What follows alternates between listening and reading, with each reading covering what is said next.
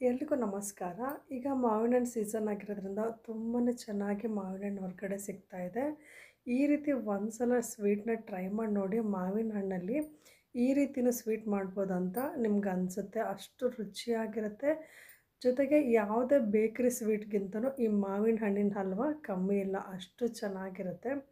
ಒಂದು ಅರ್ಧ ಕೆಜಿ ಮಾವಿನ ಹಣ್ಣು ಇದ್ದರೆ ಸಾಕು, ಇಷ್ಟು ಪೀಸ್ಗಳು ನೀವು ಮಾವಿನ ಹಣ್ಣಿನ ಸ್ವೀಟ್‌ನ ಮಾಡ್ಕೊಳ್ಬೋದು. ರುಚಿ ಅಂತೂ ತುಂಬಾ ಚೆನ್ನಾಗಿರುತ್ತೆ. ಹಾಗೆ ಬಾಯಲ್ಲಿಟ್ಟರೆ ಸಾಕು ಈ ಮಾವಿನ ಹಣ್ಣಿನ ಹಲ್ವ ಕರಗೋಗ್ತಿರುತ್ತೆ. ಬನ್ನಿ ಹಾಗಾದರೆ ಮೂರೇ ಸಾಮಗ್ರಿಗಳಲ್ಲಿ ಈ ಮಾವಿನ ಹಣ್ಣಿನ ಹಲ್ವನ ಹೇಗೆ ಮಾಡ್ಬೋದಂತ ತೋರಿಸ್ತೀನಿ. ಈ ಮಾವಿನ ಹಣ್ಣಿನ ಹಲ್ವ ಮಾಡ್ಕೊಳ್ಳೋದಕ್ಕೆ ಒಂದು ಅರ್ಧ ಕೆ ಜಿಯಷ್ಟು ಮಾವಿನ ಹಣ್ಣಿನ ತಿರುಳನ್ನು ತಗೊಂಡು ಈ ರೀತಿ ಮಿಕ್ಸಿಗೆ ನುಣ್ಣಗೆ ರುಬ್ಕೊಂಡಿದ್ದೀನಿ. ನೀರು ಹಾಕ್ಕೊಳ್ಬಾರ್ದು, ಹಾಗೆ ರುಬ್ಕೊಳ್ಬೇಕು. ರುಬ್ಬಿರೋಂತಹ ಮಾವಿನ ಹಣ್ಣನ್ನು ಈ ರೀತಿ ಒಂದು ದಪ್ಪ ತಳ ಇರೋವಂತಹ ಪ್ಯಾನ್ ತೊಗೊಳ್ಳಿ. ಪ್ಯಾನ್ಗೆ ಹಾಕ್ಕೊಂಡು ಅದಕ್ಕೆ ನೀವು ಎಷ್ಟು ಮಾವಿನ ಹಣ್ಣನ್ನು ತೊಗೊಳ್ತೀರೋ ಅದಕ್ಕೆ ತಕ್ಕಂಗೆ ಬೆಲ್ಲ ತೊಗೊಳ್ಳಿ. ನಾನು ಒಂದು 5ರಿಂದ 6 ಮಾವಿನ ಹಣ್ಣು ತೊಗೊಂಡಿದ್ದೀನಿ. ಅದಕ್ಕೆ 1 ಬಟ್ಲಷ್ಟು ಬೆಲ್ಲ ತೊಗೊಂಡಿದ್ದೀನಿ. ಇದು ಮೀಡಿಯಮ್ ಸ್ವೀಟ್ ಆಗುತ್ತೆ. ಇನ್ನೂ ಸ್ವಲ್ಪ ಸ್ವೀಟ್ ಜಾಸ್ತಿ ಇರೋರು ಒಂದು 2 ಬಟ್ಲು, ಒಂದು 5ರಿಂದ 6 ಮಾವಿನ ಹಣ್ಣಿಗೆ 2 ಬಟ್ಲಷ್ಟು ಬೆಲ್ಲನ ತೊಗೊಳ್ಳಿ.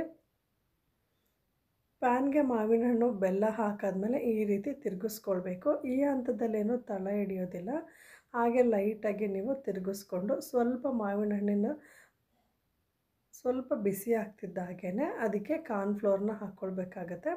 ಕಾರ್ನ್ಫ್ಲೋರ್ ಹಾಕ್ಕೊಂಡಾಗ ನೀವು ಕೈನ ಬಿಡದಲ್ಲೇ ತಿರುಗಿಸ್ಬೇಕಾಗತ್ತೆ. ಈ ಟೈಮಲ್ಲೇನೋ ತಳ ಹಿಡಿಯೋದಿಲ್ಲ, ಹಾಗೆ ಲೈಟಾಗಿ ನೀವು ತಿರುಗಿಸ್ತಾ ಇರಿ.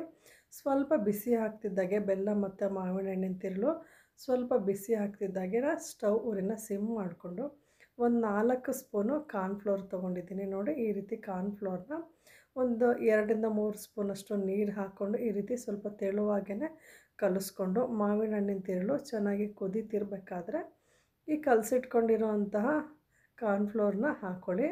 ಕಲಿಸ್ಬೇಕಾದ್ರೂ ಅಷ್ಟೇ ಸ್ವಲ್ಪನೂ ಗಂಟಿಲ್ದಂಗೆ ನೀವು ಕಲಿಸ್ಬೇಕಾಗತ್ತೆ. ಈಗ ಕಾರ್ನ್ಫ್ಲೋರ್ನ ಪ್ಯಾನಲ್ಲಿ ಹಾಕ್ತಿದ್ದಾಗೇ ಸ್ವಲ್ಪ ಬಿಡ್ದಾಗೆ ಈ ರೀತಿ ತಿರುಗಿಸ್ಕೊಳ್ಬೇಕು. ಇದು ಆದಷ್ಟು ತಳ ಹಿಡಿಯಲ್ಲ, ನಿಮಗೆ ಭಯ ಬೇಡ. ಸ್ವಲ್ಪ ತಳ ದಪ್ಪ ಇರೋಂತಹ ಪ್ಯಾನ್ ತೊಗೊಳ್ಳಿ. ಪ್ಯಾನ್ ತೊಗೊಂಡು ಕಾರ್ನ್ಫ್ಲೋರ್ ಹಾಕಿದ್ಮೇಲೆ ಈ ರೀತಿ ಸ್ವಲ್ಪ ತಿರುಗಿಸ್ತಾ ಇರಿ.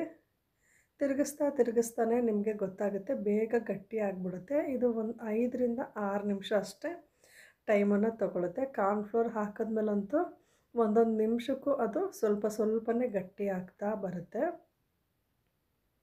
ನೋಡಿ, ಈ ರೀತಿ ಕೈ ಬಿಡ್ದಿರಾಗೆ ಸ್ವಲ್ಪ ತಿರುಗಿಸ್ಕೊಳ್ತಾ ಇರಿ. ನೀವು ಕಾರ್ನ್ಫ್ಲೋರ್ನ ಕಲಸಿ ಹಾಕಿದ್ಮೇಲೆ ಸ್ಟವ್ ಉರಿನ ಆದಷ್ಟು ಸಿಮ್ಮಲ್ಲೇ ಇಟ್ಕೊಳ್ಳಿ. ಸ್ಟವ್ ಉರಿನ ಈ ರೀತಿ ಸಿಮ್ಮಲ್ಲಿ ಇಟ್ಕೊಂಡು ನಿಧಾನವಾಗಿ ತಿರುಗಿಸ್ಕೊಳ್ತಾ ಬನ್ನಿ. ಈಗ ಸ್ವಲ್ಪ ಗಟ್ಟಿಯಾಗಿ ಆಗಿದೆ ನೋಡಿ. ಈ ರೀತಿ ಸುಲಭವಾಗಿ ಬೀಳಬಾರ್ದು, ಇನ್ನೊಂದು ಸ್ವಲ್ಪ ಆಗಬೇಕಂತ ಅರ್ಥ. ಅದು ಗಟ್ಟಿಯಾಗಿ ಆಗುತ್ತೆ ಈ ಸ್ವೀಟು. ತಿರುಗಿಸ್ತಾ ಇನ್ನೇನು ಆಗಿದೆ ಅನ್ನೋ ಹಂತದಲ್ಲಿ ಸ್ವಲ್ಪ ಗಟ್ಟಿಯಾಗಿ ಆಗುತ್ತೆ, ಸ್ವಲ್ಪ ಫಾಸ್ಟಾಗಿ ಬೀಳುತ್ತೆ. ನೋಡಿ, ಈಗೇನೇನು ಆಗ್ತಾ ಇದೆ ನೋಡಿ. ಈ ಟೈಮಲ್ಲಿ ನೀವು ಸ್ಟವ್ನ ಆಫ್ ಮಾಡ್ಕೊಳ್ಳಿ. ಸ್ವಲ್ಪ ಭಾರವಾಗಿ ಗಟ್ಟಿಯಾಗಿ ಬೀಳುತ್ತೆ, ಆವಾಗ ಆಗಿದೆ ಅಂತ.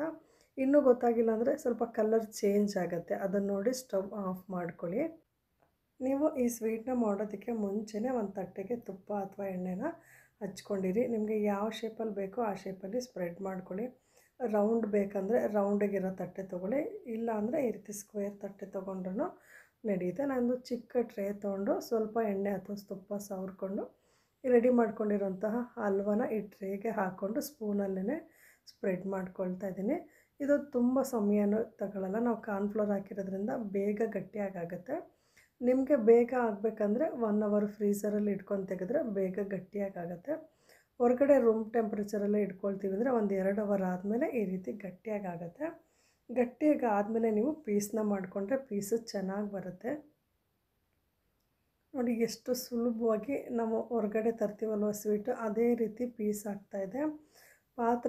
ತಟ್ಟೆಗೆ ಸ್ವಲ್ಪನೂ ಅಂಟ್ಕೊಳ್ಳಲ್ಲ, ಅಷ್ಟು ಚೆನ್ನಾಗಿ ಈ ಸ್ವೀಟು ಬಿಟ್ಕೊಳ್ಳುತ್ತೆ. ನಿಮಗೆ ಯಾವ ಶೇಪಲ್ಲಿ ಬೇಕೋ ಆ ಶೇಪಲ್ಲಿ ಕಟ್ ಮಾಡ್ಕೊಳ್ಬೋದು. ಟ್ರಯಾಂಗಲ್ ಶೇಪು, ಸ್ಕ್ವೇರು, ಆ ಶೇಪಲ್ಲಿ ಬೇಕಿದ್ರೆ ನೀವು ಕಟ್ ಮಾಡ್ಕೊಳ್ಬೋದು.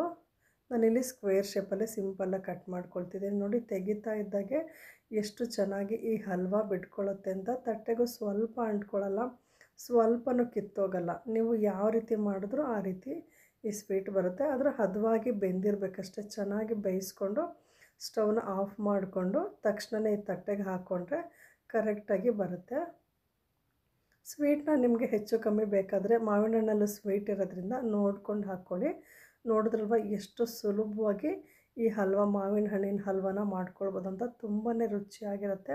ಒಂದು ಸಲ ಟ್ರೈ ಮಾಡಿ ನೋಡಿ. ಈ ವಿಡಿಯೋ ಇಷ್ಟ ಆದರೆ ಲೈಕ್ ಮಾಡಿ, ಶೇರ್ ಮಾಡಿ.